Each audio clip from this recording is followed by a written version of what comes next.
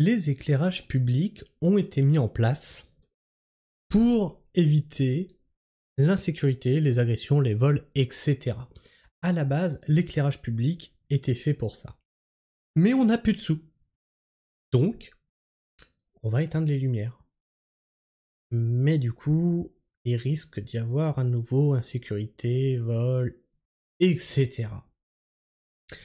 Bon, comme d'habitude, avec l'État, quand vous avez besoin de quelque chose, comme la sécurité, eh bien, il vous explique comment vous en passer.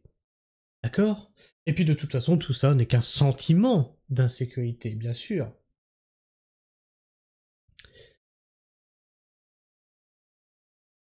Le gars, je ne l'ai pas vu arriver. J'étais dans le noir. Économie d'éclairage public. Comment éviter le sentiment d'insécurité ? C'est un sentiment. Ça n'existe pas, l'insécurité. Mais tu te crois en insécurité ? Arrête avec ton sentiment d'insécurité, enfin. Rennes Métropole compte 43 communes et 82 000 mâts d'éclairage public. Depuis 2023, une nouvelle politique d'éclairage public est en place avec un nombre d'heures d'éclairement réduit dans certains secteurs la nuit pour une question d'écologie. Qu'est-ce qu'elle nous disait, Marine Tondelier, déjà ? Je ne vois pas qui ça punit l'écologie. Bah peut-être les femmes, hein, qui sont dans la rue et qui peuvent se faire agresser. Hein ? T'es pas censé être féministe aussi ? Comprise par le plus grand nombre, cette nouvelle donne peut néanmoins susciter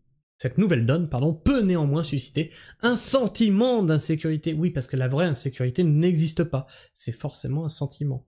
Notamment chez les femmes. Reportage à Rennes. Face à l'urgence climatique, cette fameuse urgence, hein, dont on nous rabat les oreilles. Et pour faire des économies d'énergie, voilà. Alors, quand on vous parle en politique, hein, je parle, parce que le problème climatique existe réellement. Mais quand on vous parle en politique d'urgence climatique, c'est du capitalisme derrière. C'est de l'économie. D'accord ? Et là, tiens, ils le mettent maintenant même dans la même phrase. Ils s'en cachent même plus. Face à l'urgence climatique, on fait des économies d'énergie. Pour sauver la planète, pisse sous la douche. Prends pas des douches de plus de 10 minutes. Chauffe-toi à 19 degrés et tu rigoles pas avec ça. Tu veux tuer la planète ? Attends, mais t'es un monstre. C'est ça, t'es contre l'écologie. Vous nous gavez, en fait, et vous créez les climato-sceptiques qui vous servent ensuite à justifier que, mais vous voyez, il y a encore trop de climato-sceptiques, la preuve que notre combat doit exister pour qu'on sauve la planète. Mais vous les créez avec vos conneries. Il y a des scientifiques, des chercheurs qui ont pris des mesures, qui ont dit voilà ce qui va arriver. Voilà, ça c'est factuel. Et vous qui vous en servez pour coller des trucs capitalistes derrière. Des éoliennes, des moulins à vent, des panneaux solaires, des voitures électriques, etc., etc. Et de l'autre côté, demander aux gens de toujours rabaisser leur niveau de vie. Toujours. Je me demande bien qui ça punit, en effet. Et maintenant, vous leur demandez de vivre dans l'insécurité et vous leur dites attends, je vais t'expliquer comment t'en passer. Et à chaque fois, c'est ça. Tu chauffes à 19 degrés. Je vais t'expliquer comment te passer de chauffage. Il faut mettre un gros pull à col roulé. Vous vous en rappelez de celle-là ? Dans un bâtiment, bien sûr, bien chauffé, qui t'explique ça.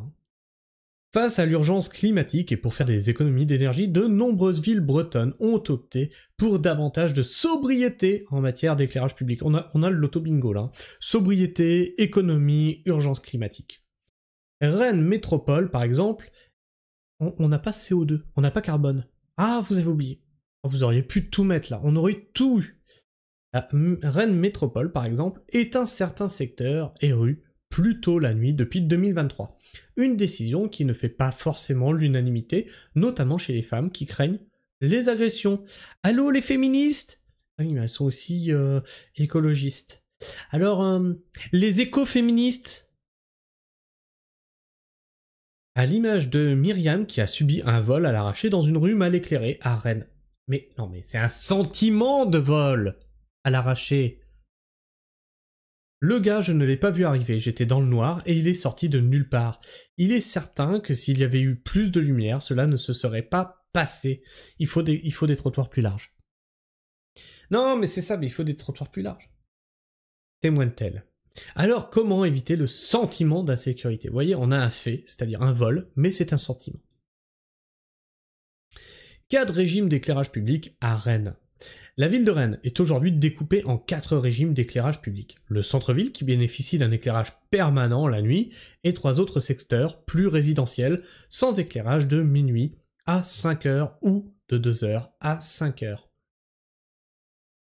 Une nouvelle politique d'économie, d'énergie qui porte ses fruits en termes purement comptables à l'échelle de... Voilà. On est sur des gens qui sont devant des tableaux Excel. D'accord ? Ils s'en foutent de l'humain. Ils sont devant des tableaux Excel. À l'échelle de la métropole rennaise. C'est une facture de 4 millions d'euros pour éclairer l'ensemble des 43 communes. Sur ces 4 millions, nous avons déjà économisé 17% en baissant le nombre d'heures d'éclairage et on a désormais un objectif avec le plan climat, air, énergie territoriale, c'est d'arriver à moins 40% de consommation d'énergie d'ici 2030. Question. Sur ces communes qui ont moins d'éclairage, payent-elles du coup, ont-elles vu leurs impôts baisser? Je ne pense pas. Les impôts augmentent et les services reculent constamment. Maintenant, c'est l'éclairage. Explique Philippe Thébault, vice-président de Rennes Métropole, en charge des espaces publics et voiries. Et pour cela, chaque minute compte. Une demi-heure d'éclairage en plus, c'est 10% de plus sur la facture énergétique d'une commune. S'il y a des adaptations légères à faire par rapport à tel ou tel quartier, on peut y travailler. Par exemple, on peut avoir des salles de sport dans les communes qui ferment à 22h30. S'il est possible qu'il faille rajouter un petit quart d'heure d'éclairage pour ressentir moins d'insécurité en rentrant. C'est juste un ressentiment. Seulement voilà, la sécurité serait-elle sacrifiée sur l'autel des kilowatts? Pour le vice-président de Rennes Métropole, en charge de la question, il n'y a pas de corrélation, c'est pas vrai. Alors, éteignez tous les éclairages publics, même en centre-ville, puisqu'il n'y a pas de corrélation. Puisqu'à la base même de l'éclairage public, c'était pour éviter justement l'insécurité. Vous êtes des sacrés menteurs. Et il n'y a pas de corrélation. On a fait un travail avec la police nationale et avec la gendarmerie pour mettre en place ce temps d'éclairement et voir un peu ce que ça pouvait donner et comment ils le ressentaient. Ils ont plutôt eu des retours favorables, mais là encore, on a dit qu'on était complètement à l'écoute. S'il y a des adaptations légères à faire par rapport à tel ou tel quartier, on peut y travailler. Par exemple, on peut avoir des salles de sport dans des communes qui ferment à 22h30. Il est possible qu'il faille rajouter un petit quart d'heure d'éclairage pour ressentir moins d'insécurité en rentrant, conclut Philippe Thébault. Entre collègues ou amis, on se raccompagne. Voilà, et ça c'est la réalité du terrain. Tu vois, t'as le discours politique, t'as la réalité du terrain. C'est-à-dire qu'entre collègues ou amis, ce sont toujours des femmes, voilà, qui ont peur. On se raccompagne. Pourquoi ? Parce qu'elles sont la cible privilégiée. Des vols, des gnolls, etc. Parce que pourquoi? Ben parce que si tu t'en prends un homme, le risque est plus grand de t'en prendre une.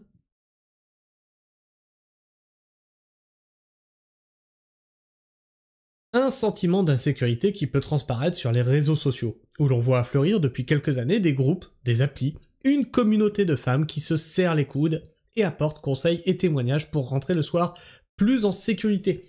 Où sont les féministes pour dénoncer ça?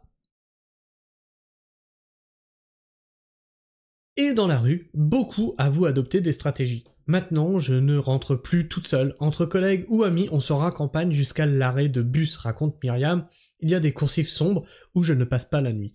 Et le long de la Vilaine, je n'irai pas trop marcher le soir, ajoute Colette. Pour Anne-Cécile, pas d'hésitation, quand je rentre tard, soit je dors directement chez les amis, soit je rentre en Uber pour éviter toute problématique. Chauffeuse privée pour les femmes. Chauffeuse privée pour les femmes à Rennes, c'est juste sur ce créneau porteur que Rachida Arejdal vient de se lancer, il y a à peine un mois. Mes prestations sont plutôt destinées aux femmes le soir et le week-end. Voilà, c'est un sentiment d'insécurité, donc peut-être que c'est aussi un sentiment de mise en place de trucs pour éviter les problèmes. C'est un sentiment ça? Non, c'est des vrais trucs factuels mis en place. J'essaie de les prioriser, le service répond à une vraie demande. J'ai été agréablement surprise par le nombre de femmes qui a pu me contacter pour m'envoyer des messages de remerciement. Comme quoi ça manquait vraiment à Rennes, une chauffeuse femme pour rassurer un peu la population féminine. Il en faudrait plus, mais c'est un bon début. En bus aussi, des solutions existent. À Rennes, la descente à la demande entre 2 arrêts est en vigueur chaque jour de la semaine à partir de 22h. Enfin bref, vous voyez jusqu'à quelle aberration on est prêt à aller au nom de la sainte écologie. Moi, je demande la sainte météorite, hein, qu'elle nous délivre de toute cette merde par son divin impact. Au bout d'un moment, les conneries, ça suffit. Je sais pas ce que tu penses de tout ça, n'hésite pas à me laisser ton avis dans l'espace commentaire, à t'abonner si ce n'est déjà fait, à vérifier que tu es toujours abonné si tu l'étais, et appuyer sur la petite cloche. Sur ce, moi, je vous fais la bise, prenez soin du sol, et restez pragmatiques.